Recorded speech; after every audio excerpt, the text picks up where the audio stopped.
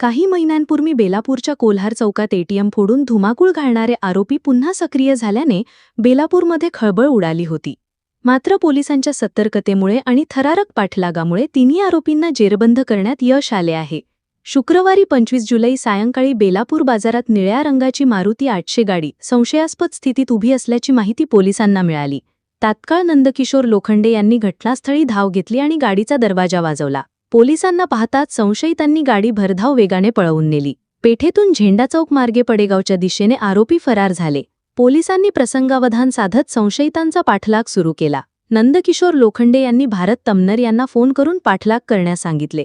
तात्काळ भारत तमनर आणि पंकज सानप यांनी सरकारी गाडीतून तर जाधवसाहेब आणि कोळपेदादा यांनी त्यांच्या खासगी गाडीतून पाठलाग सुरू केला. नंदकिशोर लोखंडे आणि होमगार्ड महेश थोरात हे देखील त्यांच्या गाडीतून पाठलागात सहभागी झाले.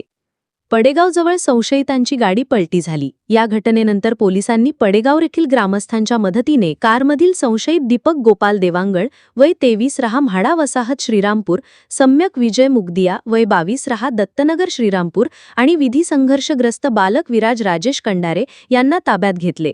पलटी झालेल्या कारमध्ये पोलिसांनी काळ्या रंगाचे 3 जॅकेट, चेहऱ्यावर झाकण्यासाठीचे प्लॅस्टिकचे मास्क, हँडग्लोव्ज, लोखंडी कटवणी, पिस्तोलासारखे दिसणारे लोखंडी लायटर, स्क्रूड्रायव्हर, एक काळी बॅग आणि एक चाकू असे साहित्य हस्तगत केले. यामुळे हेच आरोपी एटीएम चोरीचा प्रयत्न करणारे असल्याची पोलिसांची खात्री पटली. अपघातात तिन्ही आरोपींना दुखापत झाल्याने त्यांना उपजिल्हा रुग्णालय श्रीरामपूर येथे उपचारासाठी दाखल करण्यात आले. उपचारानंतर केलेल्या चौकशीत त्यांनी एटीएम चोरीचे 2 गुन्हे केल्याची कबुली दिली, अशी माहिती पोलीस निरीक्षक नितीन देशमुख यांनी दिली. 2 महिन्याच्या काळामध्ये बेलापूर येथील इंडिया वन बँकेचे एटीएम फोडण्याचा प्रयत्न 2 वेळेस झालेला होता.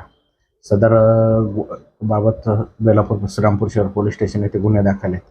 सदर गुन्ह्याच्या तपासामध्ये तांत्रिक विश्लेषण केले असता एक संशयास्पद मारुती अल्टो गाडी निष्पन्न झाली होती. तिच्यावरून पोलीस पथक आरोपीचा शोध घेत होते.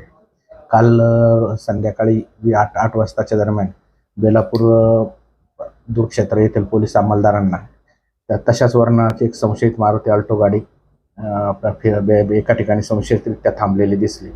संशयावरून त्यांनी विचारपूस करण्याचा प्रयत्न केला असता ती सदरची गाडी पडेगावच्या दिशेने जोरात वेगाने पळून जाऊ लागली. बेलापूर दूरक्षेत्राच्या अंमलदारांनी त्या सदर गाडीचा पाठलाग केला.